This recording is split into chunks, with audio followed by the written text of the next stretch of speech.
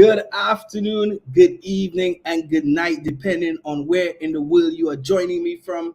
I am 𝐂𝐎𝐍𝐕𝐄𝐑𝐒𝐊, and this is the Crypto and Cognac podcast show, as always, live every Thursday, 7 p.m. sharp, right here. YouTube TV, Crypto Caribbean TV. And as always, I got my Henny, and I am here to share with you, and hopefully you're going to share with me.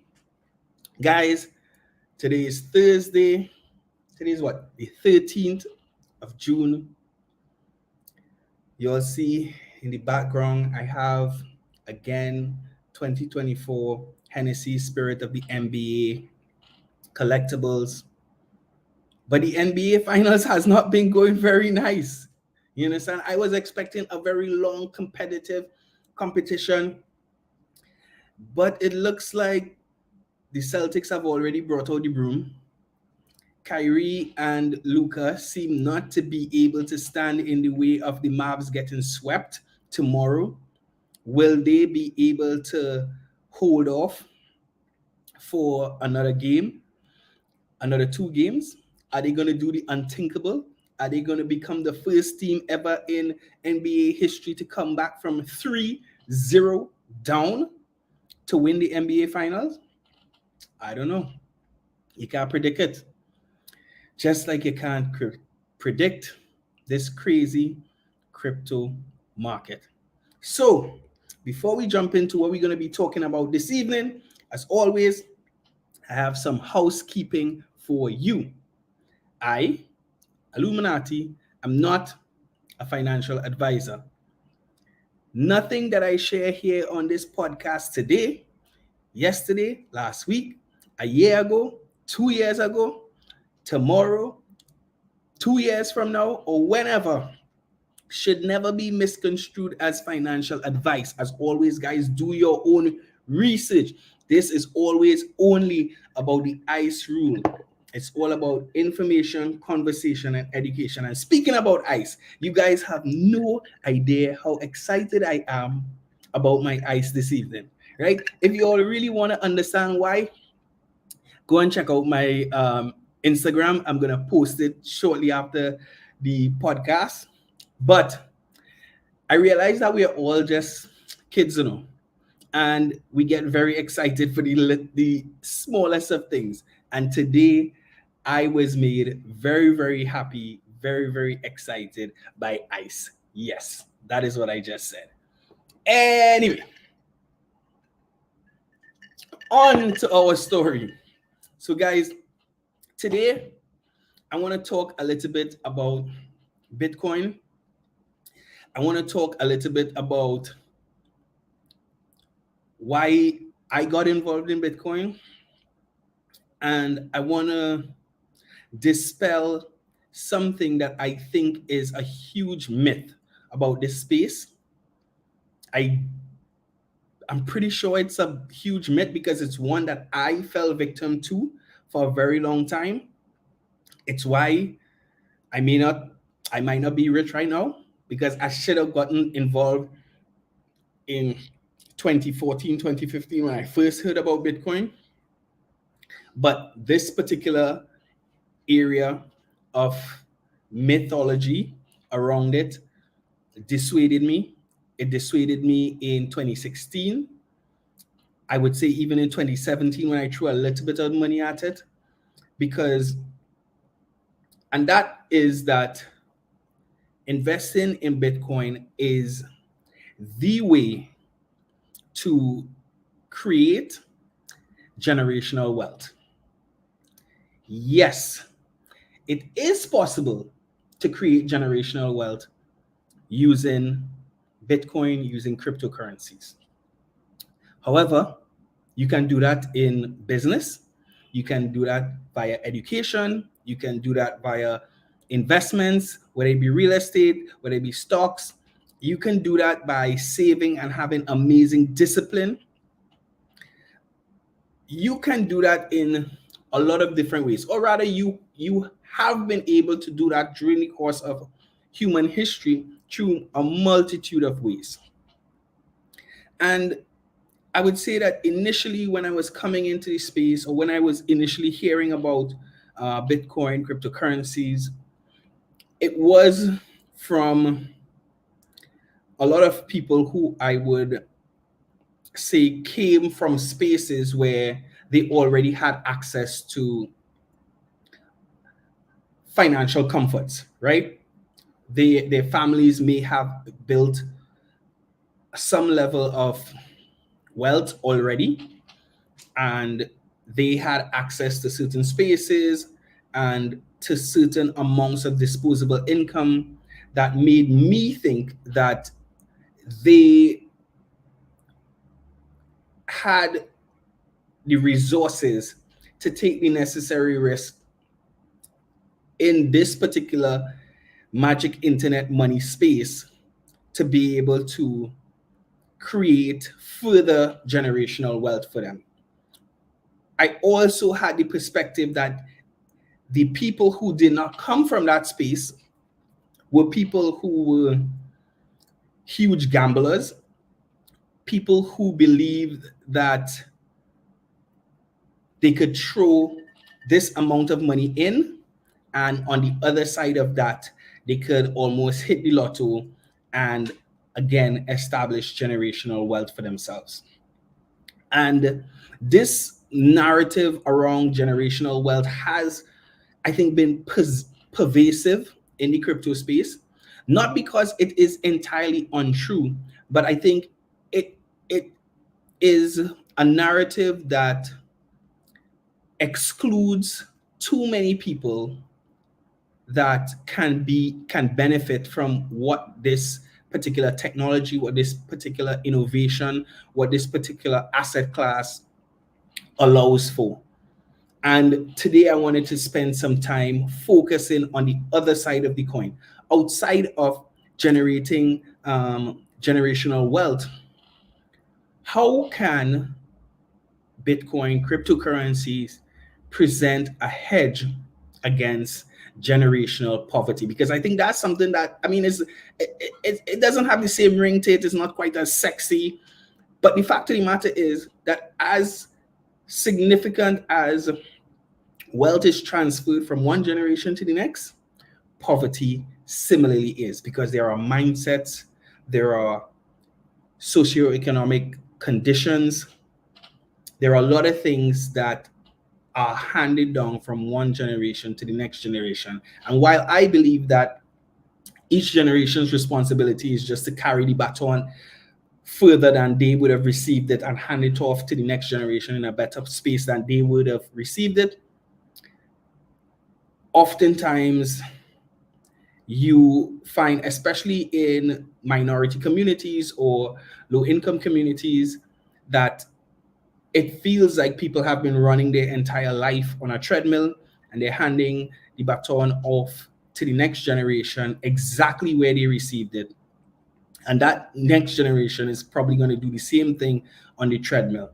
And I think it's because, for the most part, a lot of the instruments, a lot of the vehicles that people have used traditionally to access the level of growth, the level of protection against what poverty does to you, have been always kind of out of the reach for those who are suffering that condition of poverty. So today I wanted to talk a little bit about that. I wanted to zero in on a few key areas in terms of how I see it. And I wanted to give particular examples for how it is particularly impactful for us here in the Caribbean. The 5 areas that I want to focus on are Bitcoin and cryptocurrency as a tool for decentralization, or the decentralized nature of it, and the opportunities for financial inclusion because of that decentralization. The protection against hyperinflation. For those of you who have been paying attention, us here in Trinidad, we know that very closely because our neighbors right to the south of us in Venezuela have experienced that. Currency devaluation. That's just a nice way of talking about basically inflation, right? Because the fact of the matter is, we all know, and we've talked about it here many, many times, the $100 that you had 5 years ago, 10 years ago, 20 years ago does not have the same value that it had for you 20 years ago, your parents in their generation, and so on and so on. The value of low-cost transactions, and of course, the value of low-cost transactions as it relates to remittances, right? That is something that we in the region, I think, are particularly impacted by, or will be particularly benefited as a result of course, access to global markets and investments and opportunities, and then empowerment, and something that, a term that has grown more and more popular in the last couple of years in terms of financial sovereignty, right? You, us, me as individuals having real control over our financial selves, right? And we're going to start with decentralization. I made some notes because I think this is such an important episode, because it's not about getting rich. It is about not staying poor or not slipping into poverty, because we know, especially in the region, we have a significant challenge with an eroding middle class. So we are teetering on the edge of a huge percentage of our population slipping back into poverty, right? So starting with decentralization and financial inclusion. So Bitcoin operates a decentralized network, right? It basically allows individuals to participate in the financial system without relying on traditional banks. Now, this is particularly significant for the unbanked and underbanked population. If you've been here for a long time, you would know about how significantly that impacts us here in the region, because we continue to have a significant cash population, a significant unbanked population, and a significant underbanked population, right? More so in I guess in different territories, it would be more underbanked than unbanked. Here in Trinidad and Tobago, a lot of people have multiple bank accounts with multiple different banks, but a lot of people still don't have access to credit. A lot of people in the banking industry, a lot of people don't have access to credit cards. And that is where you talk about being underbanked, because even if you have a bank account, the opportunities to grow financially are still limited if you can't access credit, because most of the things that help you to take a step up in your financial situation, in your socioeconomic positioning, have you access those via access to credit. So education, right? Most people take loans to go to university, to go to further tertiary education. Home ownership, right? I don't know how many people are out here being able to buy homes cash, right? Little things like being able to shop online, buying TVs, computers, different things like that for your kids to have access to the internet. Most people do that using hire purchase, using credit cards, as the case may be. Automobile ownership, just being able to move around and have autonomy in your movements within your own country. All those things are impacted by not having access to certain areas of the traditional financial system. So I think because Bitcoin particularly levels the playing field, opens it up, because of its decentralized nature, because anybody can participate, because nobody has to ask permission to get involved. I think that as we gain adoption, maybe not right now in its current form, but as we gain adoption, that is going to open up a remarkable amount of opportunities, as we see people being able to use even the smallest amount of investment in cryptocurrencies as collateral for loans. It's already happening, but you kind of have to be kind of very active in this space. And I know with adoption, those things will improve. I think we've seen many Caribbean islands, such as Haiti and Dominican Republic, they have huge unbanked populations, basically due to limited access to traditional financial infrastructure. And Bitcoin basically provides access to a parallel and maybe one day an integrated substitute using mobile phones, using the internet. We here in Trinidad and Tobago, we have, I think our unbanked population is something around 34%. But in terms of our mobile penetration, our internet penetration, it's over 100%. So we have more phones, we have more access to internet, we have free Wi-Fi in most places, but we have limited access to banking. So imagine if all those people who have access to phones, internet, can all be able to onboard to a financial system that allow them to transfer money securely, safely, immediately, using these phones that they already have access to, right?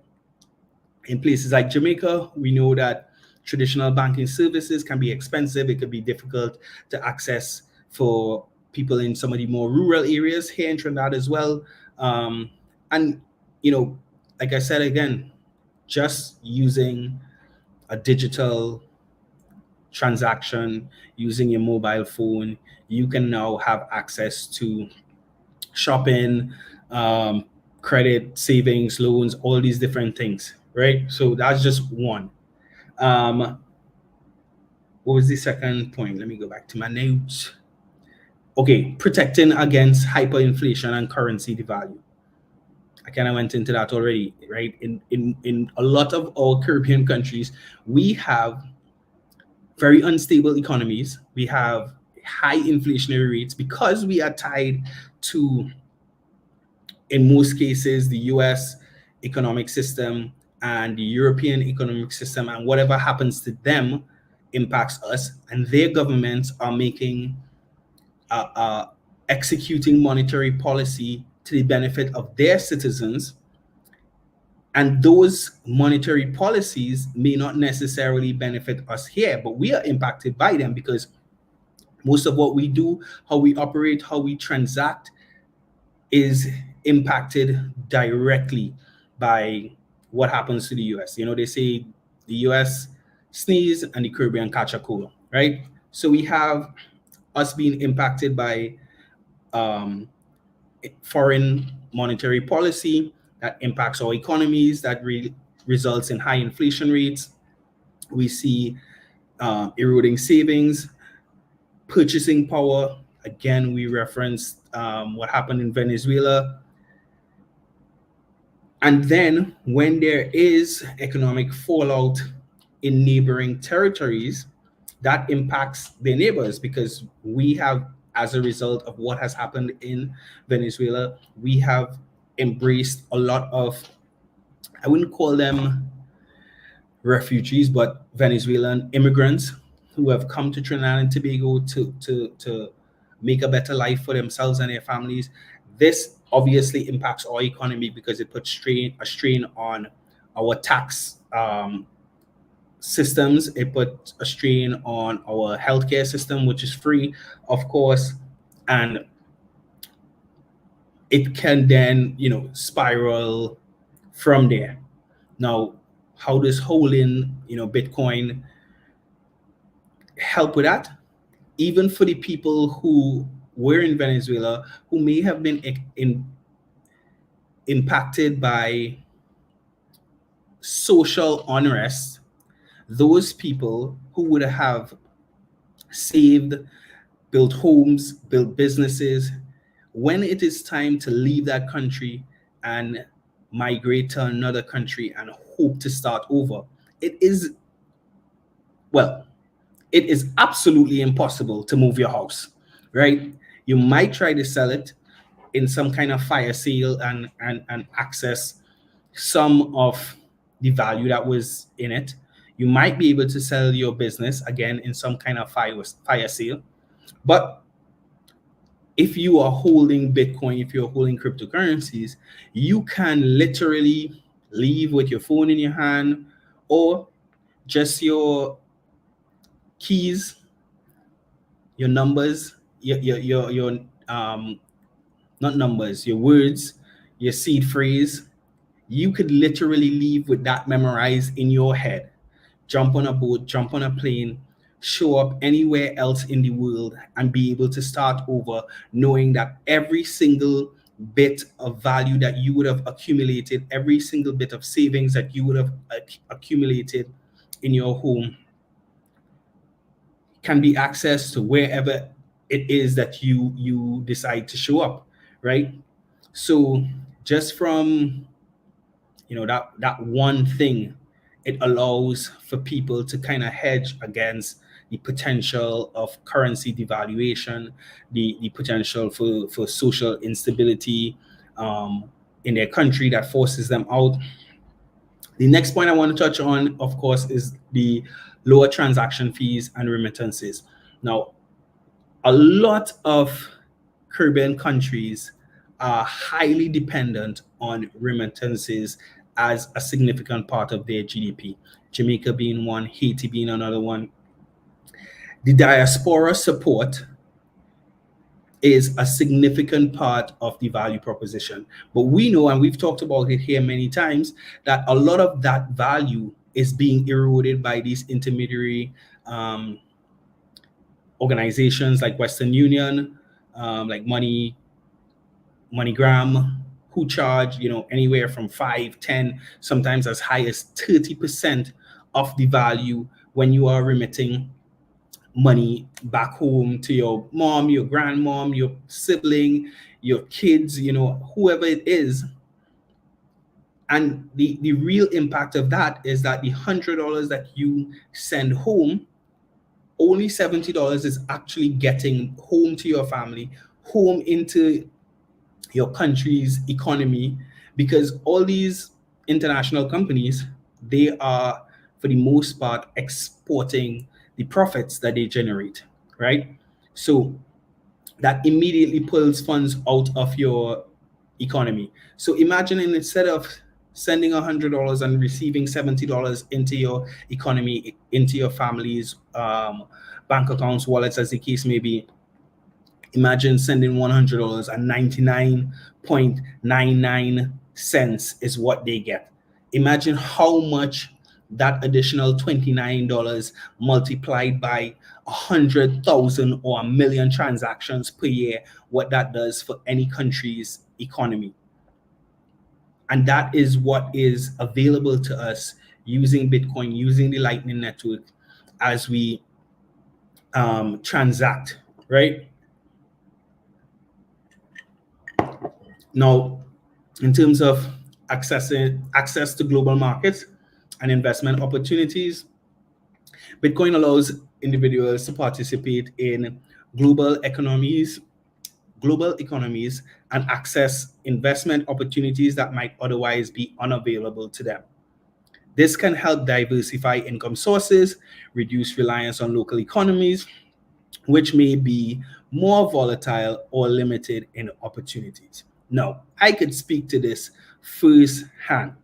In this crypto space, in this blockchain space, in this startup space, in this tech space, one of the hardest things to access is capital, right? Access to investors is almost non-existent. And for people who want to work in this space and stay home in their homegrown country and not experience brain drain, who wants to earn money from anywhere in the world and have that money stay in the country that they were birthed and bred in, I'm yet to see a better opportunity than what crypto and Bitcoin presents. In Barbados, particularly, we've seen a lot of startups be able to access financing that they would not normally have had access to. And for us here in Trinidad, in terms of investment opportunities, we barely have access to international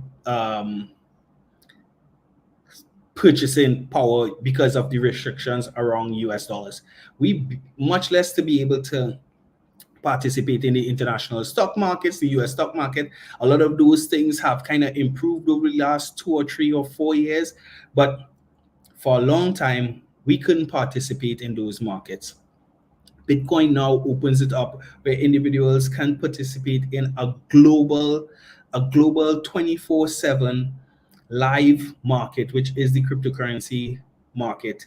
A lot of people have increased their wealth. A lot of people have reduced their reliance on the local economy, right? A lot of people have been able to earn an income in a way that they would not have been able to in this region without having to leave this region. And I think this one particularly is one that I'm constantly talking about. There are so many opportunities for young people who are technically inclined, who are, I always consider myself a techno dunce, but there are people who are amazing IT specialists, who are developers, who are coders, and a lot of these, there are so many opportunities in this space that allow people to work remotely. You could work for a company in Singapore, a company in the US, a company in Canada, a company in Africa, a company in Australia, sitting right at home on your bed, whether it be in Mova or Westmoreland or San Fernando or Bethel, Tobago, and generate an income to support your family without having to leave your family. So for all those people who are so inclined, for people who have their kids who are so inclined, please encourage them to look into this blockchain space as an opportunity. I think one of the most in-demand jobs I've come across is that of a blockchain developer, whether it's in Solidity, whether it's in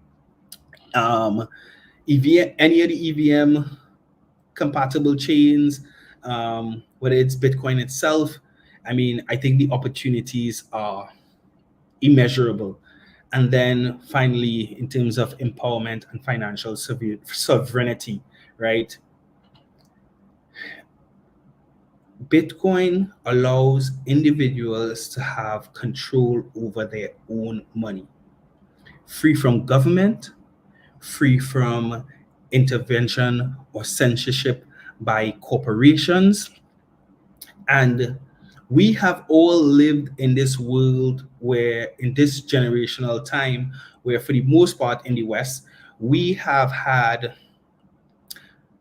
governments that we can trust, right? So we have not been fully victims of government power run amok.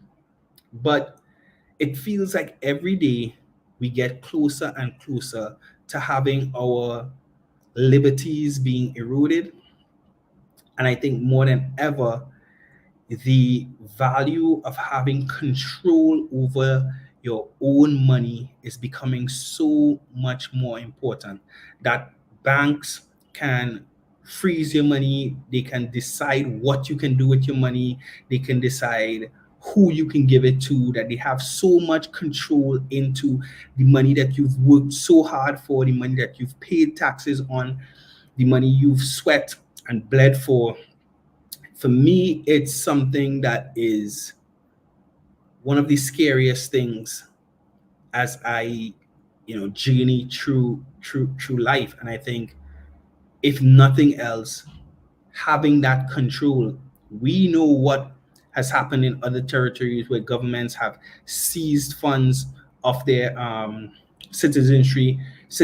We know about Argentina, how the governments went into bank accounts and basically seized all the US dollars, forced everyone to convert all of their money back to Argentinian dollars, and then immediately devalue the Argentinian dollar. So we've seen the dangerous side of not having control over your own money.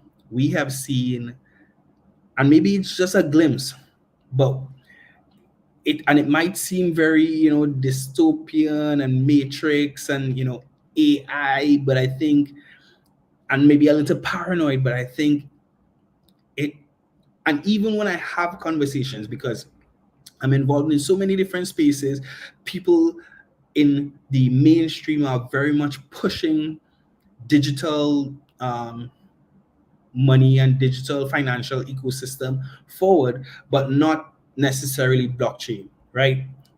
And I keep saying that the one thing that a non-blockchain based, a non-Bitcoin based alternative to cash has not been able to reproduce is that of having real true control over your own money. Like if you have cash, you have it in your hand as yours, right? If you have a bank account, you have a credit card, you have a digital wallet that is custodied by a company or a bank or whatever, that money is not yours. You know what I mean?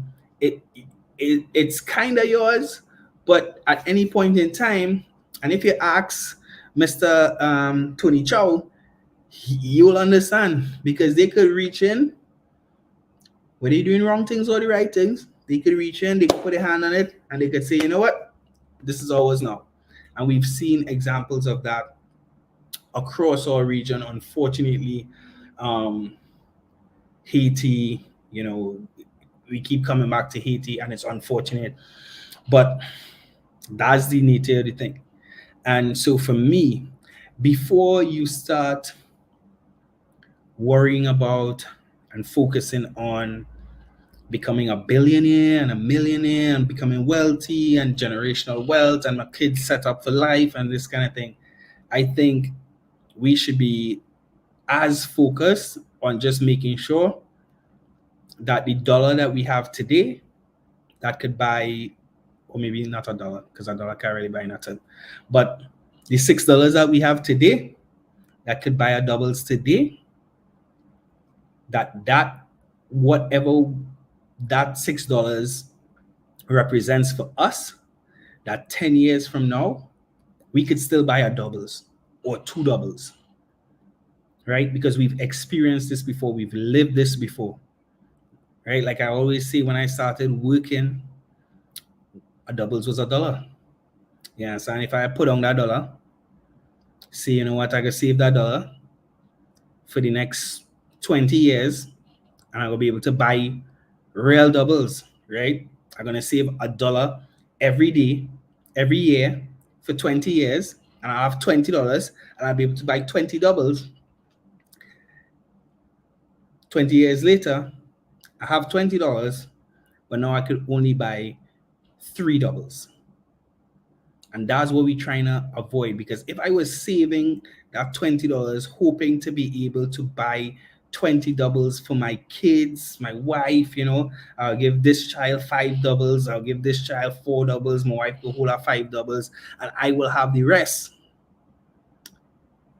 After all that time, after all that energy, after all that effort, after all that discipline, I have 2 kids and a wife, I only have 3 doubles. So I might try to get them the 3 doubles, and I gotta start right back where I started, if not in a worse situation. And that's what we're talking about as this being a hedge against generational poverty.